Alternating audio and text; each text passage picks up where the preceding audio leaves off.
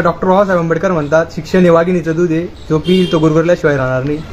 जे शिक्षण आपल्याला डॉक्टर बाबासाहेब आंबेडकरांनी, जेव्हा आपल्या क्रांतिकारकांनी जे आपण शिकलो, किंवा ज्या शाळा, महाराजांच्या काळाचा इतिहास बघा तुम्ही, जे गडकिल्ले आहेत किंवा आहेत, तशाच मराठी शाळा अजून पण टिकून आहेत. तर आपल्या एक म्हणजे संस्कृतीचं हे म्हणतो ना आपण वारसा, तशा वारसासारखा आपण त्या सांभाळल्या पाहिजेत. या शाळा तर मी तर म्हणतो जसं त्या युनेस्कोमध्ये रजिस्टर राहतात तसं रजिस्टर पाहिजे होते आपल्या मराठी शाळा, अजून इतक्या जपून ठेवल्या पाहिजे होत्या. कारण इतका वर्ष राहणं सोपी गोष्ट नाही, शाळा इतक्या वर्ष टिकणं बा असं.